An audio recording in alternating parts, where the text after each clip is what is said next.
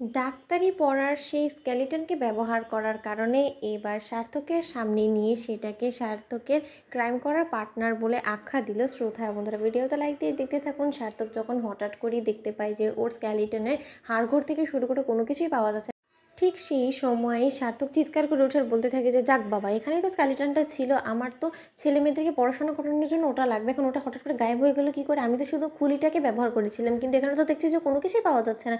এখন এগুলোকে আবার কে গায়েব করে ফেললো? ওদিকে আড়ালে দাঁড়িয়ে স্রোত শুনতে থাকে আর হাসতে থাকে আর বলতে থাকে যে সার্থক স্যার, এমনি এমনি তো আপনাকে এই জিনিসটা আমি খুঁজে বার করে দেবো না, এটার জন্য আপনাকে যথেষ্ট পরিমাণে পরিশ্রম করতে হবে। এদিকে এই কথা বলা মাত্র সার্থক যখন চিৎকার করে বাড়ি শুদ্ধ সকলকে মাথায় করে ফেলে, ঠিক সেই সময়ই সার্থকের পিসিমণি বলতে থাকে যে এরকম ষাঁড়ের মতন চেঁচাচ্ছিস কেন? বলতো তোর কী সমস্যাটা কী হয়েছে বলতো? কাল রাত দুপুরে চোর এসে এরকম চিৎকার চেঁচামেচির আওয়াজ শুনলাম, তারপর আজকে তুই এরকম চিৎকার চেঁচামেচি করছিস। এরকম করে যদি বাড়ি ভর্তি লোকেদের সামনে সকলে মিলে চিৎকার চেঁচামেচি করে যাস, তাহলে তো লোকে ভাববে যে ডাকাত পড়েছে বাড়িতে। তখন এই কথা বলা মাত্র সার্থক বলতে থাকে যে আচ্ছা পিসিমণি, আমার স্কেলিটনগুলোর সাথে এরকম অবস্থা কে করেছে বলো তো? কি এগুলোকে ধরে এরকম নড়বড়ে করে দিয়েছে? তখন এই কথা বলা মাত্র সার্থকের কাছে এসে স্রোত বলতে থাকে যে স্যার আমি, কারণ আর যাই হোক না কেন এখন এই ঘরের সব প্রত্যেকটা জিনিসের উপর আমারও তো সমান অধিকার আছে, তাই না? আর আপনি কী খুঁজছেন বলুন তো? তখন সার্থক বলতে থাকে যে কেন, তুমি কানে শুনতে পাও না? তুমি কি কানে খাটো না কি বলো তো? এই স্কেলিটনের কোনো পার্টস আমি খুঁজে পাচ্ছি না। তখন এই কথা বলা মাত্র স্রোত বলতে থাকে যে আপনি একবার ভেবে দেখুন তো স্কেলিটনের মাথাটা আপনি কোথাও রেখেছেন কিনা। না, এমনটাও তো হতে পারে যে কোথাও হয়তো আপনি এটা ব্যবহার করেছেন যেটা আপনি হয়তো ভুলে গিয়েছেন, কারণ আপনি তো শুধু শুধু স্কেলিটনটাকে কষ্ট দিয়েছেন স্যার। ওর হাড়গোড় এক জায়গায় রেখেছেন, আবার ওর মাথাটাকে আরেক জায়গায় ফেলে রেখে এসেছেন তাড়াহুড়ার মধ্যে। এরকম করে ভুলামন হলে কি করে হয়? তখন সার্থকের পিসিমণি সন্দেহ হয়। সার্থকের পিসিমণি বলতে থাকে যে আচ্ছা স্রোত, তুই সোজা কথা সোজাভাবে বলতে পারিস না? মা আমাকে বল তো। ওদিকে ভাত খাবারের অনুষ্ঠানের জন্য সময় পেরিয়ে যাচ্ছে আর এদিকে তুই হেয়ালি করেই যাচ্ছিস, কোথায় রেখেছিস বল না?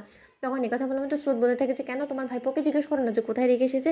কাল রাতে আমাকে ভয় দেখানোর জন্য যখন আমার ঘরে গিয়েছিল, তখন তো ওই মাথার খুলিটাকে নিয়ে গিয়েছিল, সেটা যেখানে রাখা সেখানেই রেখে এসেছে। তার সেটাতে তো পরিষ্কারভাবে বোঝাই যায় যে সেই গিয়েছিল, কারণ তার ঘরের জিনিস চোর আর যাই হোক না কেন, মাথার খুলিটা তো অন্তত চুরি করবে না। পিসিমণি তুমি একবার ভেবে দেখো তো। তখন এই কথা বলা মাত্র সার্থকের পিসিমণি বলতে থাকে যে হ্যাঁ রে সার্থক, পূজা বলছে সেটা কি সত্য? তখন সার্থক বলতে থাকে যে পিসিমণি, এই মেয়েটা পুরোপুরি পাগল হয়ে গেছে। শোনো স্রোত, তোমাকে জানানোর জন্য একটা জিনিস আমি বলে রাখছি যে এই স্কেলিটনের যথেষ্ট পরিমাণে প্রাইস আছে, বুঝেছো তো? আর এটা যদি বিক্রি করে না চোর, তাহলে ও নির্ঘাত কিছুটা টাকা পাবে। তার জন্য ও হয়তো বা চুরির উদ্দেশ্যেই আমার ঘর থেকে এটা নিয়ে গিয়েছে।